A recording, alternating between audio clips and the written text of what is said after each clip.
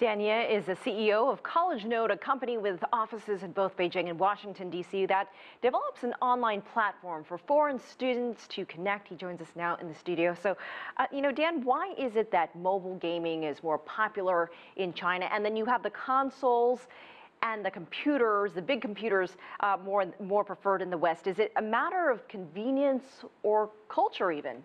A lot of it is convenience. You cannot bring your computer to work, and you cannot play on your computer on the subway to work. Whereas for mobile, it's everywhere. And if you want to kill time for 5 minutes, 10 minutes, mobile is the perfect platform for you to do so.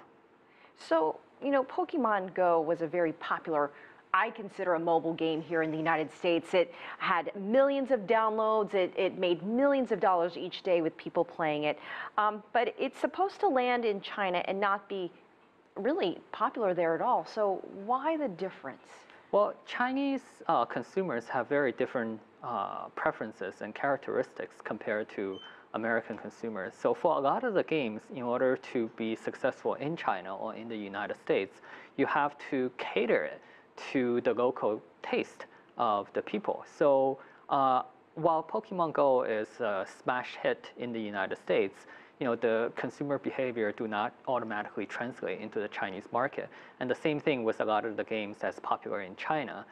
They might not necessarily translate well in the United States because the culture is just so different. So that being said, with a matter of taste and culture, how can a company that has such a successful game in China that wants to move to the United States, do they stand a chance at all?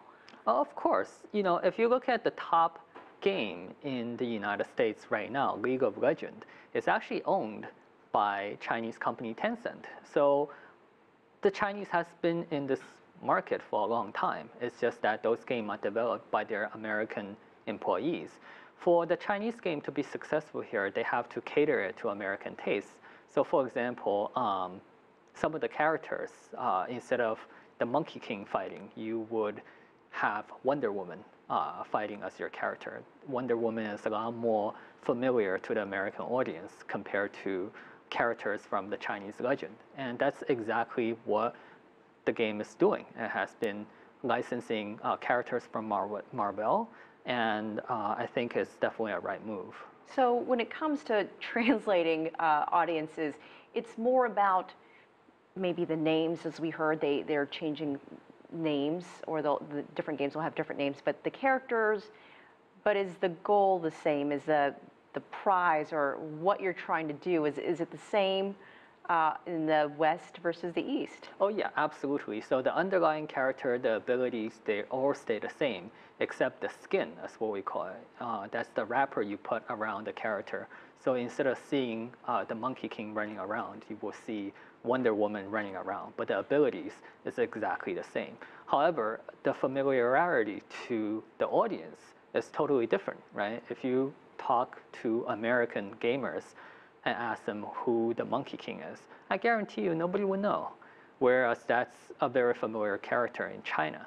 So that's a part of what indigenization of the game will do. But the underlying engine, they stay the same. And Dan, we've got to go, but you mentioned a moment ago that you used to be a hardcore gamer yourself. Yeah, I used to play about 3 hours a day until about 2015. And then you became a father. Danya, thank you so much for your time. We appreciate it. Thank you.